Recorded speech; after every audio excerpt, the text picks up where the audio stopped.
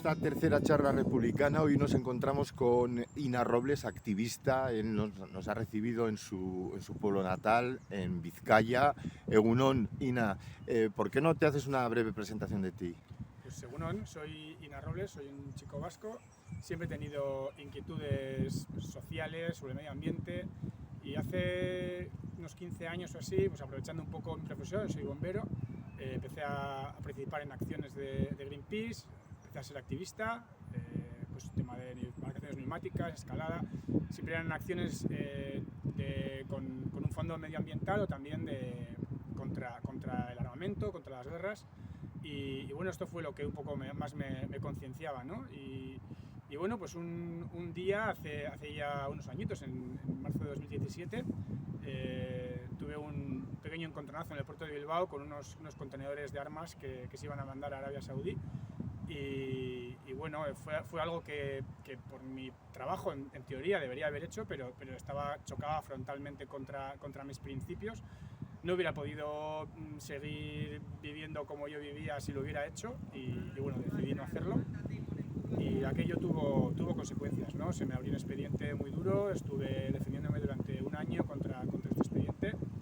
En principio la amenaza era de perder mi trabajo durante 6 años y fue una situación muy dura.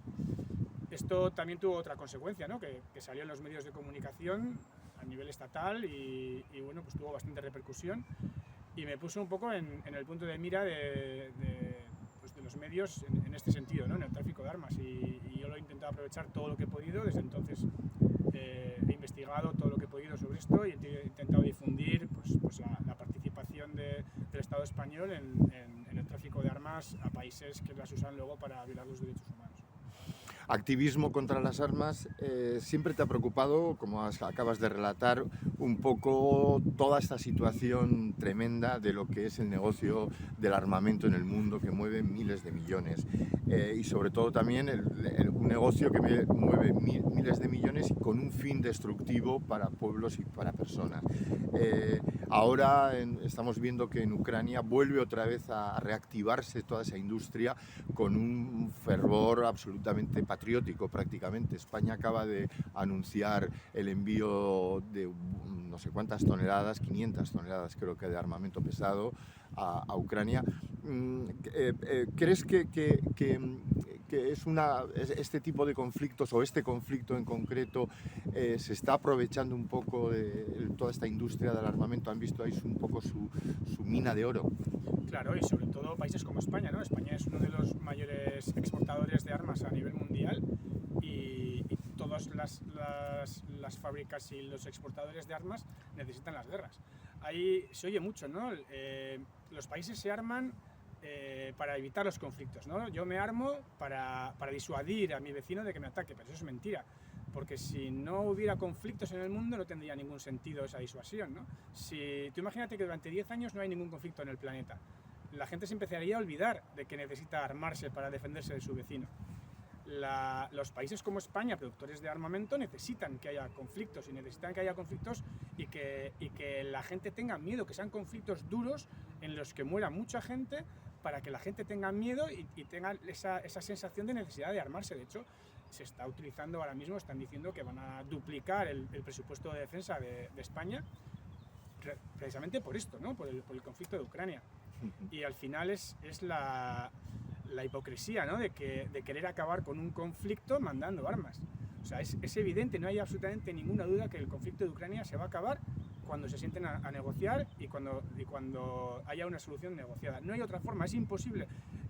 Ni van a conseguir vencer a Rusia, es imposible vencer a Rusia, ni Rusia se va a hacer completamente con toda Ucrania. Son dos, o sea, la victoria de una de las partes en este conflicto es imposible. Solamente se va a acabar la guerra cuando se sienten a hablar. Y lo que tienen que hacer es sentarse a hablar cuanto antes. No tiene sentido el seguir mandando armas. Ayer escribías un Twitter uno muy simbólico y sobre todo muy clarificador respecto a este tema que tú estás diciendo. O sea, decías, se quiere la paz. ¿Quién está de acuerdo con la paz? ¿Quién dice que quiere la paz pero envía armas o quien realmente está forzando a las partes a sentarse a negociar? Algo así era. Sí, claro, es que yo creo que hay dos tipos de personas, ¿no? en este sentido. Yo condeno absolutamente la invasión de Ucrania, yo creo que está totalmente fuera de lugar, es una aberración, como cualquier guerra, ¿no? Pero en la gente que estamos en contra de la invasión de Ucrania hay como dos grandes grupos, ¿no? Las personas que queremos que se acabe la guerra cuanto antes, tenemos claro que nuestro fin es que se acabe la guerra, que no muera ni una sola persona más. Y luego están las personas que quieren ganar la guerra.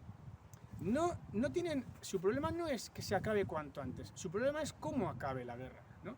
Y claro, esa vertiente belicista, que además es gente que está en sus casas y que no se juega nada en esto, pues es muy duro, ¿no? El pensar que hay gente que tan lejos de gente que está sufriendo no siente esa empatía, ¿no? Y lo único que quiere es aplastar a ese supuesto enemigo que es Rusia, que yo puedo estar incluso de acuerdo con ese punto de vista, pero sin importarles el sufrimiento de la gente que está en Ucrania ahora mismo.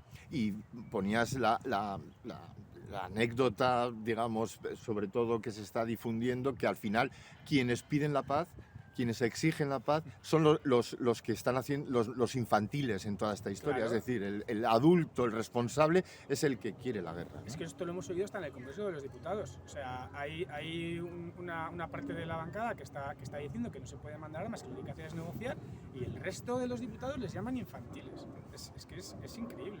Es increíble. España es uno de los mayores exportadores y productores de armas del mundo, creo que el séptimo. Yo he visto hasta el quinto en algún momento, entre el quinto y el sexto, se mueven en ese abanico, sí. Quinto o sexto mayor productor de armas del mundo. Es un negocio que evidentemente lo tienen que vender. ¿Cómo se realiza? ¿Cómo es la cadena de venta de este tipo de artilugios por el planeta? Mira, ¿qué hace España? España ha sido históricamente siempre uno de los productores de armas más importantes, ¿no? Históricamente, incluso en la antigüedad.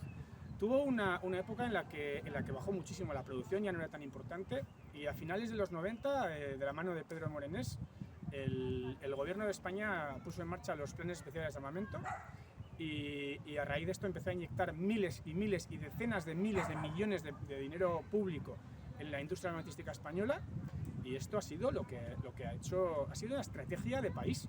O sea, podían haber decidido que esos decenas de miles de millones las invertían en energías renovables, en salud pública.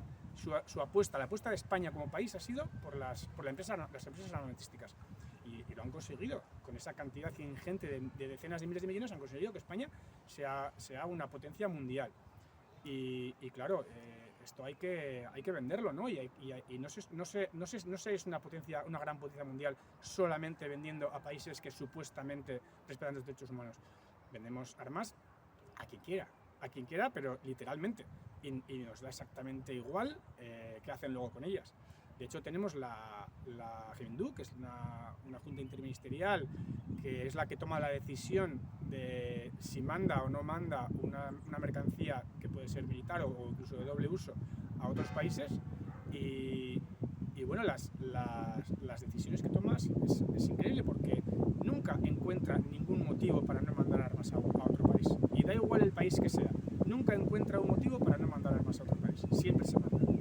Y es curioso porque esta política de mandar siempre armas a cualquier sitio del mundo es una política que se ha mantenido incluso con todos los gobiernos, ¿no? De todos los gobiernos de derechas, de supuesta izquierda, incluso el gobierno más progresista de la historia que tenemos ahora, pues se sigue manteniendo. Y las decisiones de la GEMINDU y la política en venta de armas es la misma.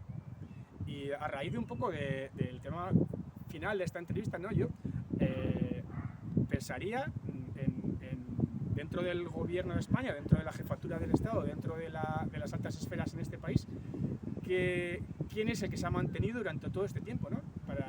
Porque claro, si los gobiernos cambian, pero hay una parte de la jefatura del país que es la que se mantiene, pues puede que esta sea la parte que tiene algo que ver en que las políticas se hayan mantenido durante todo este tiempo, ¿no?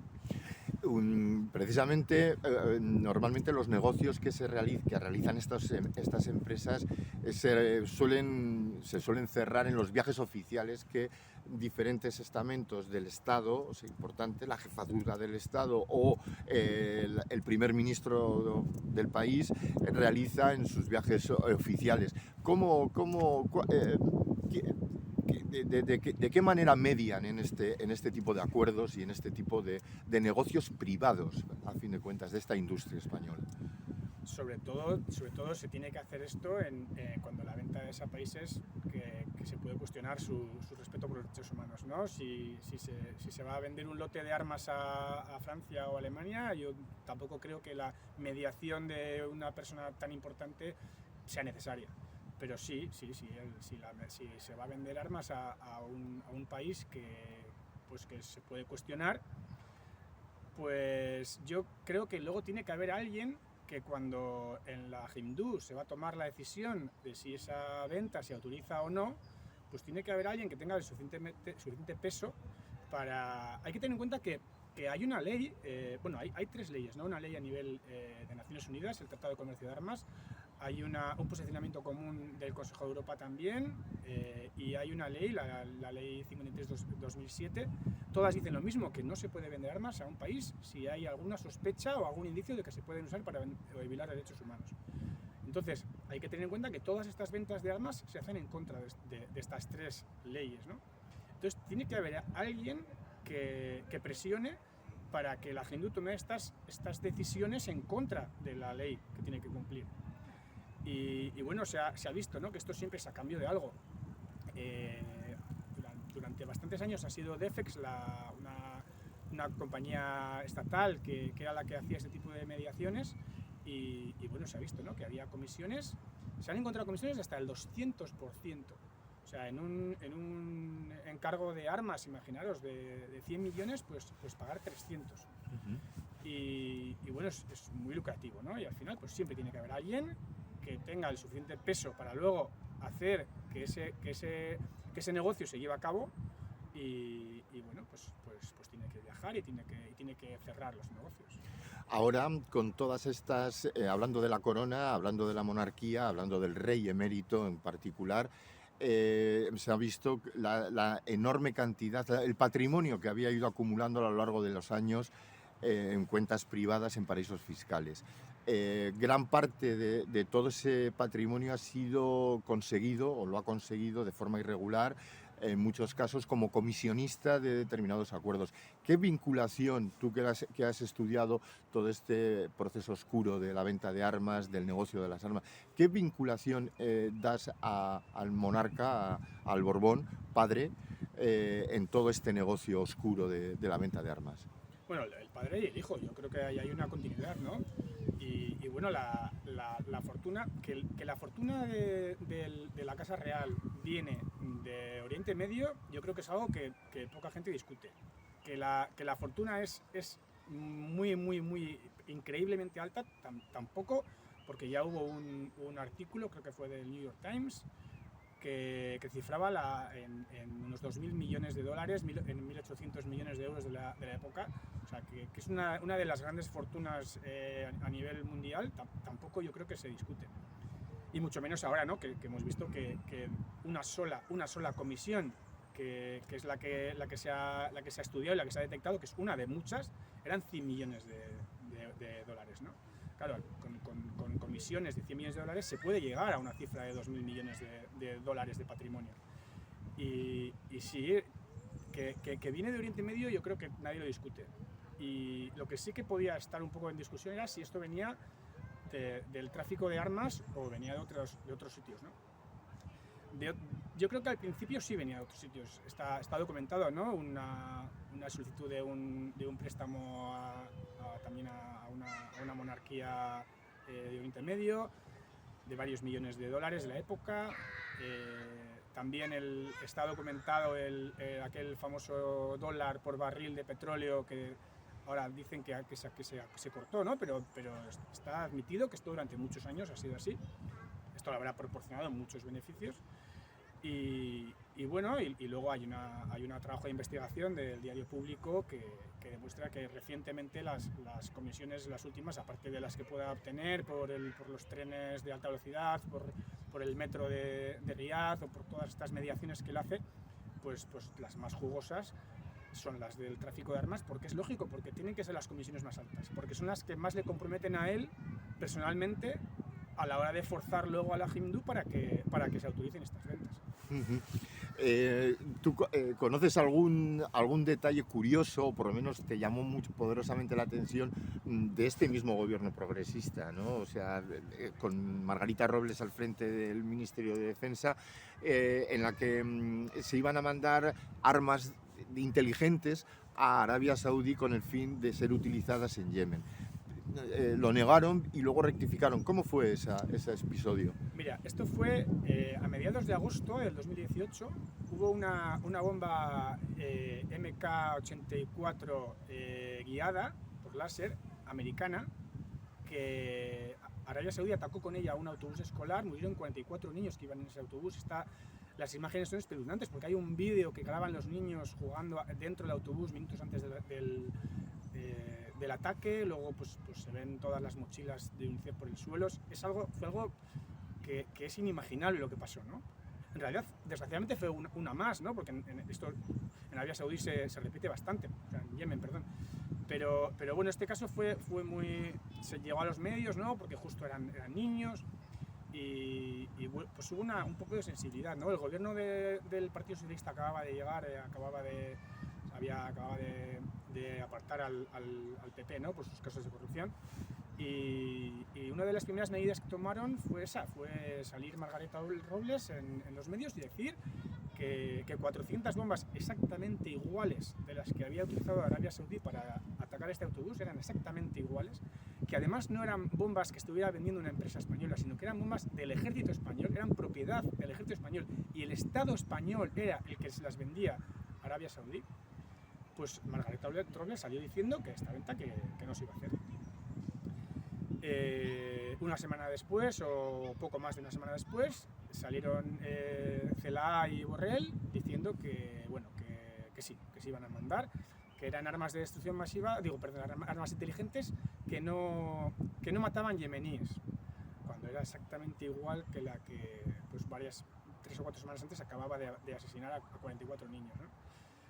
Y claro, esto se tuvo que justificar de alguna manera, y la justificación fue que bueno, en principio si se cancelaba este envío, Arabia Saudí en teoría iba a cancelar el pedido que tenía de unas corbetas, y esto hizo que unos trabajadores de un astillero salieran a la calle. Unos cientos de trabajadores montaron unas barricadas y bueno, quemaron unos neumáticos allí. Y esto en teoría fue lo que hizo de obligar al gobierno, o sea, hay manifestaciones y hay trabajadores en la calle a diario quemando neumáticos, contenedores y nadie consigue hacer cambiar al gobierno de parecer. Pues al parecer estos trabajadores sí lo hicieron, y es curioso porque justo en esas fechas, muy cerquita de aquí, en Sestao, había un astillero naval que estaba en lo mismo, que estaban también con esta reivindicación. Ellos pedían muchísimo menos dinero y algo muchísimo más lógico, que era un poco de financiación para acabar una draga que tenían que acabar, que estaba ya prácticamente acabada, con un poquito de financiación podían haberlo conseguido y no les hicieron ni caso. Entonces es curioso, ¿no? que después de no hacer caso a algo lógico como es a los trabajadores de la naval, dijeran que por satisfacer a los trabajadores de Navantia pues enviaron estas bombas, ¿no? Algo hubo ahí. ¿Y tú quién crees que pudo estar detrás? Pues a ver... Pues lo dejas ahí en el aire. No, pero... yo no sé quién fue, pero tuvo que ser alguien con el suficiente poder como para hacer cambiar de opinión a un gobierno y con el suficiente interés como para dar el paso de hacerlo, ¿no? Y solo se me ocurren 2 personas en este país. ¿El rey? El rey es una de ellas y Florentino, el famoso Florentino del Real Madrid, es la otra. ¿Qué pasa? Que yo creo que en este caso tiene muchos más intereses el rey. Entonces, por descarte, yo estoy convencido de que tuvo que venir de ahí la llamada. ¿Y por qué tiene más intereses el rey? Hombre, Florentino tiene intereses también, de construcción allí, pero el rey es el que, bueno, tenemos que tener en cuenta las comisiones que se lleva por la venta de armas y las comisiones de las fragatas. Pues una comisión de un contrato de 1.800 millones de euros, pues yo no tengo ni idea y ni nunca lo sabremos cuánto se va a llevar, pero yo me imagino que la cantidad será muy sustancial. Tú hablas sobre la posibilidad de que, bueno, el rey emérito fuera un gran agente de estas empresas por el mundo, y más en los países árabes, en las monarquías hermanas que tiene España y tal, ¿no? Pero ¿crees que con Felipe VI se mantiene este tipo de vinculación y este tipo de actividad extraoficial por parte de la monarquía? De hecho, se ha mantenido. O sea, no es que yo crea. O sea, cuando abdicó el rey, el padre, su hijo siguió reuniéndose y siguió mediando exactamente igual en el contrato de las corbetas, en los contratos del AVE y en todo lo que tenga que ver con Oriente Medio. Ha seguido haciéndolo directamente. O sea, en este sentido, la actitud de la Casa Real no ha cambiado absolutamente en nada. Y bueno, hay que tener en cuenta que en todo el entramado societario que tenía el padre estaba el hijo, que llegó un momento en el que, cuando vio que estaban aflorando todas las informaciones, enseguida como que repudió un poco a su padre, ¿no? Pero bueno, se demostró que él tenía conocimiento de toda la situación de por lo menos un año antes. Y ahí estaba, vamos, el beneficiario en todas estas sociedades. Entonces, bueno, yo me imagino que en esos momentos, después de la situación que hay, él habrá dado un paso, no sé si hacia atrás, hacia algún lado, pero que sigue teniendo interés en esto, está claro. Por otro lado, también el reinado, digamos, de Felipe VI se ha encontrado con una situación un poco explosiva por la herencia de su padre, ¿no? ¿Tú qué recorrido le ves a Felipe VI? Si crees que ha cambiado algo dentro de tu punto de vista, o sea, se ha apartado a raíz de el proceso en Cataluña y sus meteduras de pata, se ha apartado, ha dado un paso al lado. ¿Qué recorrido ves y cómo ves la salud de la monarquía en España en estos momentos?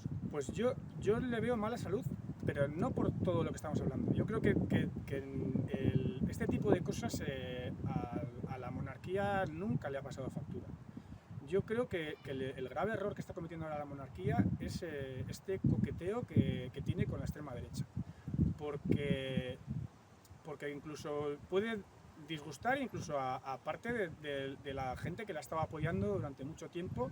No voy a decir, evidentemente el Partido Socialista es un partido monárquico, pero incluso personas que no son de extrema derecha y que sí pueden ser de derechas y que han podido tener una gran inclinación hacia la monarquía, pues este giro les puede preocupar. Y yo creo que eso sí que ha sido un error por su parte, y no sé si lo rectificará, pero como siga por ese camino, desde luego que yo sí que creo que la monarquía puede sufrir. No por los casos de corrupción y no por ese tipo de cosas que han pasado siempre, que siempre se ha sabido y siempre se han ocultado, ¿no? Volviendo ligeramente al tema de la venta de armas España, el negocio de la venta de armas por parte de España al extranjero, y a esas monarquías corruptas árabes, la justificación que se suele dar a todo ello es la importancia que tiene para la cantidad de puestos de trabajo que genera. O sea, ahora mismo desmantelar toda esa industria significaría que miles, o por lo menos eso es lo que dicen, miles de puestos de trabajo se perderían en España, con lo cual el PIB bajaría, España se empobrecería, el paro se incrementaría. ¿Es una justificación de peso como para mantener este tipo de industria? Mira, la respuesta tiene dos partes. La primera, ¿qué más da? O sea, estamos hablando de una industria que se está utilizando para masacrar a la población civil de otros países. O sea, debería de dar igual, debería de ser indiferente. Y si España tiene que enfrentarse a una crisis por cambiar esta política, pues nos enfrentamos y saldremos adelante. Siempre se ha hecho. Eso por un lado, pero es que por otro lado es radical y diametralmente mentira. O sea, es una mentira, pero total y absoluta. La inversión en la industria armamentística está demostrado. Hay estudios, sobre todo en Estados Unidos, de universidades independientes que demuestran que una de las inversiones más ruinosas que existe es la inversión en armamento. que producir armamento. Hablan de incluso que la inversión en cualquier otro sector, ellos hablan de sectores sociales, ¿no? Que incluso pueden ser los menos ventajosos, pero en sanidad, en transporte público, en educación, generan hasta 4 veces más puestos de trabajo. Entonces es falso. Luego, ¿cuánta gente realmente trabaja directamente para la industria armamentística en España? Pues poco más de 20.000 personas. Son bastantes personas, ¿no? Pero yo creo que es una cantidad totalmente asumible. Y sobre todo teniendo en cuenta que estos puestos de trabajo no tendrían por qué desaparecer. O sea, nadie está hablando de hacer desaparecer la industria armamentística, sino de reconvertirla. O sea, estas 20 y pico mil personas simplemente se tendrían que dedicar a otra cosa. Y los astilleros de Navantia, en vez de hacer barcos, pues podrían hacer plataformas para molinos de viento. Y bueno, ya se ha hecho otras veces, ¿no? Aquí en Euskadi tenemos los ejemplos de BH y de Orbea y de otras empresas que en su momento fueron punteras a nivel mundial en la fabricación de armas, que hoy en día todavía hay armas fabricadas por estas empresas en conflictos en todo el mundo, porque son armas de una calidad extraordinaria, y aquí pues hicieron una reconversión y se pusieron a fabricar bicicletas. Utilizaron los tornos que tenían y la especialización que tenían en fabricar tubos de cañones y empezaron a fabricar tubos de bicicletas. Y eso se puede hacer sin problema. Sí. Oye, Ina, tú como activista de Greenpeace tienes una anécdota que a mí me llamó muchísimo la atención, que te ocurrió y que la gente además quiere que lo cuentes un poco así resumidamente, que es tu llegada a Jerusalén. O sea, cuando llegas en un G20 creo que era, ¿no? No, hicimos una acción, estaba Obama de visita en Jerusalén, y era una acción contra las perforaciones en el Ártico. Y bueno, en Israel había un grupo que estaban empezando, no tenían ni escaladores, con la técnica suficiente para hacer una acción, una de las más complejas en las que yo he participado. Y subimos a un puente por unos cables de unos 60 metros de altura. Fue muy compleja técnicamente y no tenían la capacidad. Greenpeace, ¿no? Sí, Greenpeace. Sí. El grupo de Tel Aviv no tenía ni la capacidad técnica para hacerlo, ni siquiera tenía la capacidad para hacer la pancarta, ¿no? Entonces la pancarta se hizo en Madrid y yo viajé con una pancarta de 200 metros cuadrados metida en una mochila que era más grande que yo, y viajé en un avión a Tel Aviv y la pasé por todos los controles del aeropuerto con Obama dentro del país, y la verdad es que a mí fue algo que a mí me pareció de película. Yo estaba convencido de que eso era imposible, de que era imposible meter una pancarta gigante en Israel con una vista a Obama, con todas las alertas puestas. Y te vieron o sea, te dijeron, haga usted la bolsa. Sí, yo tuve un problema porque yo llevaba una recomendación para entrar en Israel, hace falta una recomendación de alguien que iba allí, yo la llevaba, pero me hicieron meter la mochila en el maletero del avión, entonces yo no llevaba la invitación conmigo cuando pasé el control de pasaportes. Y entonces me apartaron como sospechoso a un sitio aparte, trajeron todas mis pertenencias y entre ellas, bueno, ahí conseguí mi recomendación y ya, bueno, eso quedó aclarado, pero ya estaba allí con el mochilón, con la pancarta. Y entonces pues se empezaron oye, ¿qué es esto, no? ¿Qué es esto tan grande que traes? Y empezaron a sacarla y yo estaba aterrado, porque bueno, me pillan aquí y no sé qué pasará. Empezaron a sacar la pancarta y se me ocurrió decir, no, esto es la vela de un barco, que no lo tenía ni pensado ni nada. Y el chico lo vio, le encajó y dijo, pues será. Lo volví a meter allí, lo cerró. Y al final conseguisteis hacer... Hicimos la acción, sí. Hicisteis la acción, al final Obama pasó por debajo de la... Sí. Y luego sí que estando colgados, después sí os detuvieron, ¿no? Sí, bueno, eso se da por supuesto. Prácticamente todas las acciones que hacemos, por lo menos una identificación hay, y muchas de las veces hay detención. Y hombre, en Israel no nos cabía ninguna duda de que íbamos a ser detenidos y que íbamos a pasar unas buenas horas en comisaría. Pero nos trataron mal, ¿no? Nos trataron muy bien, eso sí lo tengo que decir.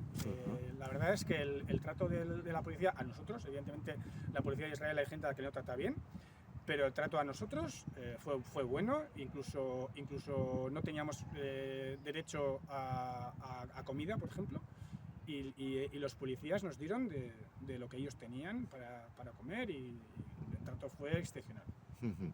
Oye, Ina, volviendo un poco al tema de la república, monarquía en España, para todos es bien conocido que la sociedad española nunca ha tenido la posibilidad de elegir, ¿no? De tomar posición respecto a cuál quería ser su régimen político, ¿no? Si república o monarquía. ¿Tú crees que en algún momento eso se puede, ese referéndum, ese hipotético referéndum, podría realizarse o puede ser una aspiración social? Yo creo que es muy difícil que se haga por la misma razón que no se hizo. Que ya lo dijo, creo que fue Suárez, ¿no? Que no se hizo porque sabían que perdían o pensaban que podían perder. Y evidentemente no lo van a hacer o van a poner muy difícil que se haga porque son conscientes de que hay muchas posibilidades de que lo pierdan. Claro, al final cuando un país se llama a sí mismo una democracia, ¿no? Un país democrático, y no pregunta algo a su pueblo porque tiene la sospecha de que puede contestar lo que no quieren oír, pues no sé, es bastante dudosa ese concepto de democracia.